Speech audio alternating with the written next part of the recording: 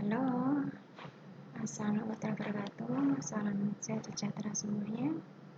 Hari ini kita akan belajar materi graf dulu ya. Nah, ini pengantar graf dulu.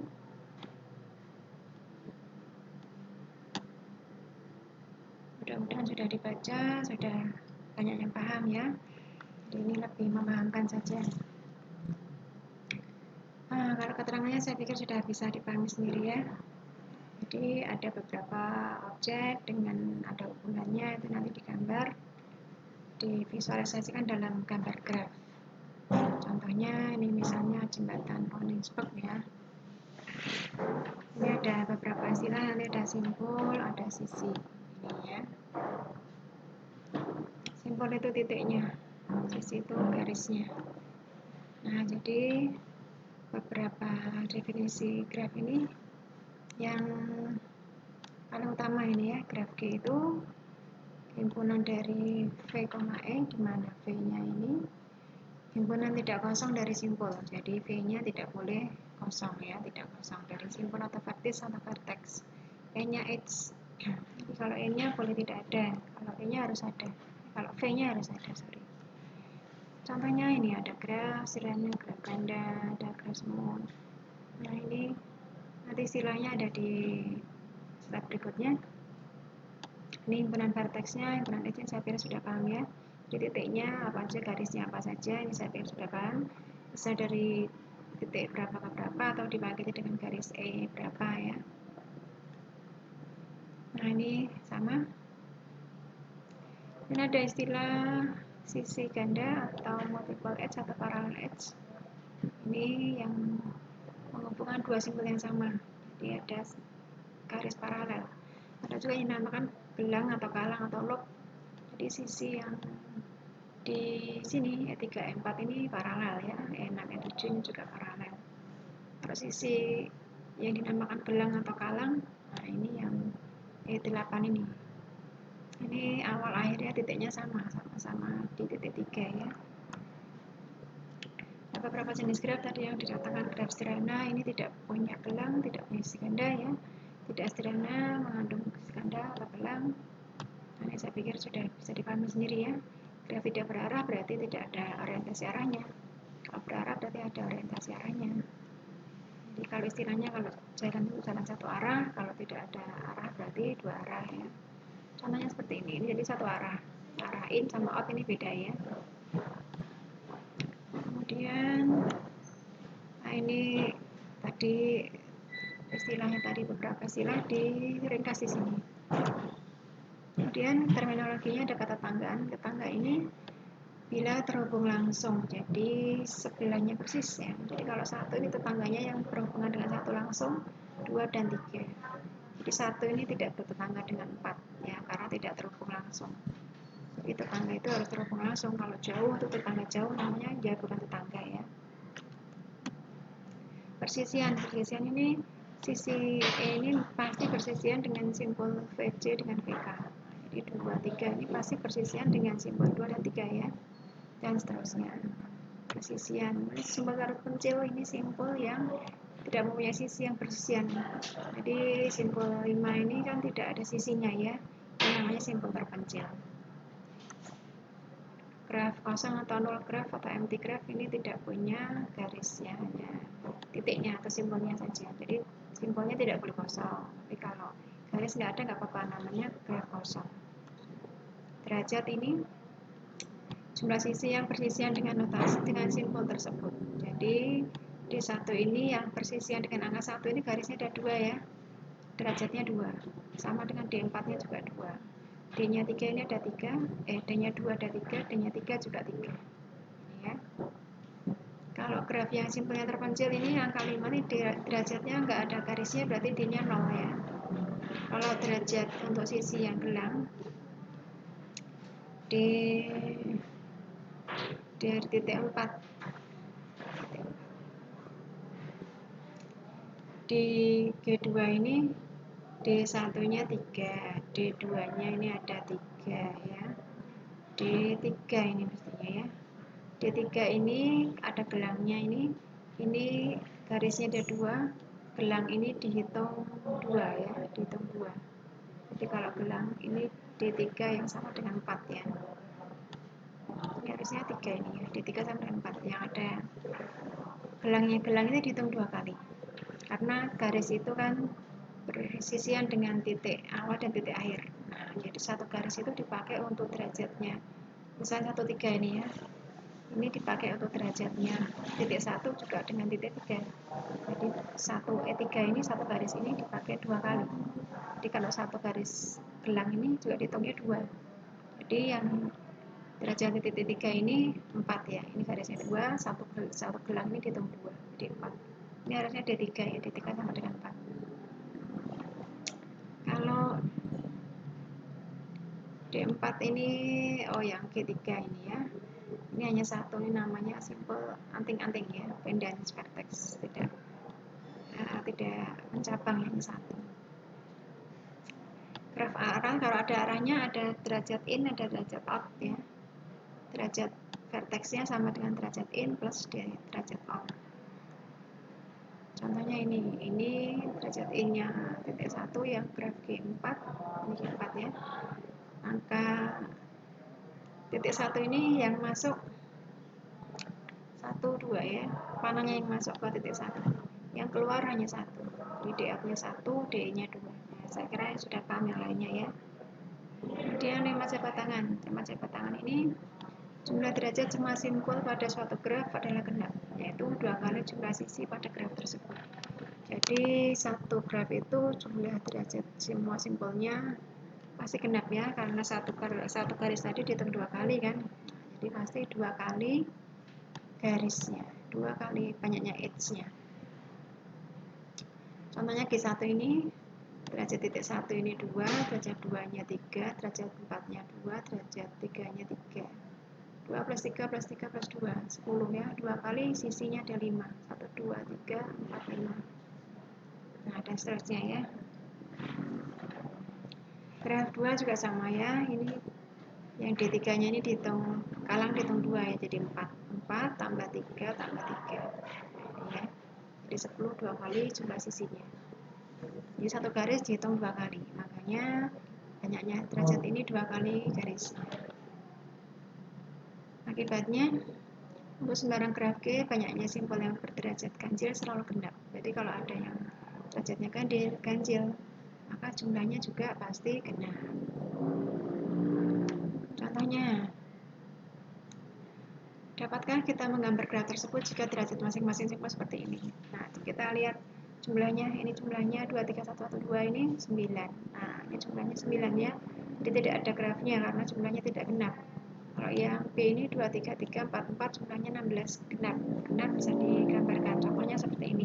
Tidak harus begini modelnya ya. Contohnya aja. Jadi ini derajatnya 2, 2 mana 2. Ini derajatnya 2, 3, 3, 4. Ini dihitung 2 ya. Ini 4. Nah, ini salah satu contoh modelnya seperti ini. Tidak harus begini modelnya. Dan lintasan. Jadi ini melintas dari V0 S1 sampai selesainya ya. Nah, contohnya ini. Dari G1 ini lintasan 1, 2, 4, 3. Ini lintasan dengan barisan sisinya 1, 2, 2, 4, 4, 3 ya. Panjang lintasan ini jumlah sisi yang ada dalam lintasan. Jadi kalau 1, 2, 4, 3 tadi sisinya ada 3 ini. Jadi panjangnya 3. Ini kalau grafnya tidak punya bobot ya. Siklus atau cycle atau sirkuit. Nah, ini kalau sirkuit ini titik awalnya sama dengan titik akhir. Jadi berawal dan berakhir pada simpul yang sama. Contohnya ini dilihat ini ya, 1, 2, 3, 1 lagi. 1, 2, 3 kembali ke 1. Jadi kembali ke titik awalnya. Panjangnya 3 ya, lewat 3 garis. 1, 2, 2, 3, 3, 1. Terhubung, ada yang terhubung. Terhubung ini berarti ada lintasannya. Jadi PG disebut graf terhubung jika setiap pasang simpul VDI dan VC dalam lingkaran V terdapat lintasannya.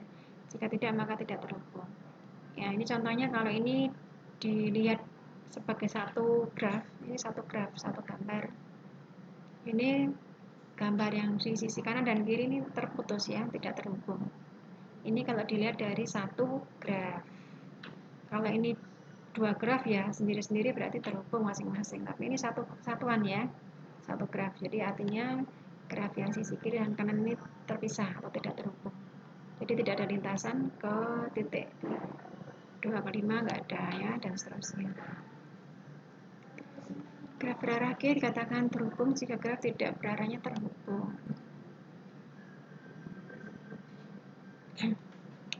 Ada terhubung kuat, ada terhubung lemah ya. Nah, jadi ada yang dilihat arahnya ya. Kemudian graf berbobot ini ada angka di setiap garisnya. Ini bisa menyatakan jarak, bisa panjang, bisa biaya ya, bisa waktu. Kemudian ada matriks ketetanggaan. Ini matriks ini diisi 1 jika simpul I dan J bertetangga, 0 jika tidak. Jadi misalnya seperti ini nih. Matriksnya dari graf ini simpulnya ada 4 ya, 1 2 3 4 ini yang 1 bersisian dengan 2 sama 3. Jadi 1 ini dengan 2 dan 3 ini angkanya 1. 1 dan 1 0, 1 dan 4 juga 0 dan seterusnya. Jadi yang bersisian angkanya 1, yang tidak 0. Kalau yang ini 1 bersisian dengan 2, dengan 3-nya ada 2 ya. Ini ya. Nah, jadi banyaknya sisinya ya. Kalau yang ada paralelnya. Kemudian derajat tiap simpul untuk graf yang tidak berarah, derajatnya ini jumlah dari AI-nya ya. Kalau yang graf berarah, jumlah nilai pada kolom J dan jumlah dari I-nya. Jadi jumlah dari sigma A-nya ini. Jumlah elemennya matriks ini, ya ini jumlah yang derajatnya, yang tidak berarah. Kalau yang berarah, berarti jumlah nilai pada kolom dan pada baris. In sama out-nya ya. Angka di grafnya yang kolom berapa, yang baris berapa. Nah ini misalnya ya. Kalau graf ini berarti menyatakan bobotnya. Di A ke B ini bobotnya 12 dan seterusnya. Berikutnya matriks persisian. Ini persisian. Ini antara titik dengan sisinya ya. Jadi kalau 1 jika simpul I persisian dengan sisi J, 0 jika tidak persisian. Jadi 1 ini persisian dengan E1 sama E2 sama E4 ya. E1, E2, E4. Yang lainnya 0. 2 ini persisian dengan E1, E2, E3 dan seterusnya ya. Kemudian senarai ketetanggaan yang bertetangga. Simpul 1 ini tetangganya berapa? 2 sama 3 ya. 2 tetangganya berarti 1, 3, 4 dan sebagainya ya. Nah, jadi ini menuliskan tetangganya yang terhubung langsung. Graf isomorfik. Dua graf dikatakan sama tetapi secara geometris berbeda. Namanya graf isomorfik ya. Dikatakan isomorfik jika terdapat korespondensi satu-satu antara simpul keduanya dan antara sisi-sisi keduanya. Nah, jadi grafnya sama, cuman mungkin penamaannya beda, gambarnya beda. Contohnya seperti ini. Nah, ini G1 isomorfik dengan G2 tapi tidak dengan G3. Jadi ini kalau digambar, misalnya titik 4-nya ditarik ke sebelah sini ya, dibuat persegi bujur jangkar seperti ini kan bisa ya. Jadi gambarnya seperti ini. Tapi tidak sama dengan ini karena ini nggak ada diagonalnya ya. Jadi graf itu gambarnya bisa nggak sama, tetapi secara visual bisa dijadikan sama, bisa digambarkan dengan korespondensinya sama, garisnya sama, titiknya sama ya. Contoh yang lainnya, graf A dan B ini juga isomorfik. Ini kalau ditarik garis lurus gini kan jadi segi 4 ya. Nah, jadi hanya cara menggambarnya saja. Kalau dilihat dari matriksnya sama. Nah, seperti seperti ini contohnya. Ini juga isomorfis ya. Ini tinggal diperkecil, ditaruh di agak tengah gitu seperti ini. Ini juga ditarik-tarik jadi seperti ini ya. Ini isomorfis. Ini definisi isomorfik ini jumlah simpulnya sama, sisinya sama, jumlah simpul yang sama berderajat tertentu. Jadi ini syarat baru syarat apa istilahnya ya? Belum cukup ya. Kalau cara cukupnya ini harus secara visual juga perlu diperhatikan. Lihat ini contohnya. Kalau ini kan titiknya sama, ini ada berapa ini? 6 titik ya sama. Garisnya juga 1, 2, 3, 4, 5. Garisnya 5 sama. Ini derajatnya ada yang 3, ini ada yang 3 ya. Ada yang 1 ya, satunya 3. Sama. Derajatnya sama, titiknya sama, garisnya sama. Tapi kalau secara visual ini tidak isomorfis ya. Tidak isomorfis karena ini kan di ujung ini ya. Nah, kalau ini kan tetangganya di sini 2 titik. Nah, kalau ini hanya 1, ini 3. Ya. Nah, jadi ini syaratnya ini baru syarat syarat cukupnya harus dengan visual. Dilihat. Ya, dilihat dulu. Kemudian graf planar dan graf bidang. Graf planar ini dapat digambarkan pada bidang data dengan sisi-sisi tidak saling memotong. Jadi misalnya graf ini biar tidak memotong gambarnya ya, ini bisa digambarkan ke luar seperti ini.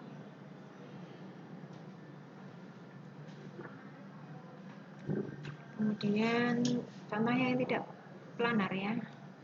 Ini kalau mau dibuat planar di pindah-pindah garisnya masih ada yang kepotongan ini ya. Ini kalau mau dipindah kemana lagi nggak bisa ternyata. Nah, artinya ini bukan graf planar. Ada yang masih berpotongan ya. Graf bidang ini juga graf planar ya. Graf yang sisinya tidak saling berpotongan ini disebut juga graf bidang. Di plane graf itu juga harus graf planar ya. Jadi tadi contoh yang tadi ini ya. Ini kalau dipindah ke atas ini kan jadi planar ya. Kalau C ini graf bidang, ini juga planar ya, nggak ada perpotongan. Ini B sama C ini yang tidak ada perpotongan. Kalau A-nya ini masih ada perpotongan ya, belum planar. Masih perpotongan dibuat yang planar bisa seperti ini. Kemudian lintasan dan sirkuit. Lintasan Euler ini atau Euler bacanya ya. Lintasan Euler ini lintasan yang melalui masing-masing sisi dalam graf tepat satu kali. Jadi garisnya hanya dilewati satu kali. Kalau sirkuit ini berarti sirkuit itu artinya titik awal dan akhirnya sama. Ini titik ya, bukan titik 2 ya, titik aja ini. Graf yang mempunyai sirkuit Euler disebut graf Euler. Yang mempunyai lintasan Euler dinamakan graf semi Euler. Jadi kalau hanya lintasan aja, lintasan itu berarti masing-masing sisinya lewat satu kali semuanya ya. Tidak kembali ke titik awal, itu namanya graf semi Euler. Kalau yang kembali ke titik awal namanya graf Euler. Lewat semua sisinya. Lewat semua sisinya ini kalau sisinya diumpamakan jalan, titiknya kota atau rumah misalnya ya. Nah, itu berarti ini termasuk solusi dari persoalan tukang pos. Tukang pos kan harus lewat beberapa rumah di sepanjang jalan, jadi harus lewat semua jalannya satu kali ya. Kemudian contohnya, ini kalau di graf A ini lintasan Eulernya misalnya ini ya 3, 1, 3, 1, 2, 3, 4, 1. Jadi yang penting lewat garisnya sekali ya, tidak boleh diulang, itu ada lintasannya.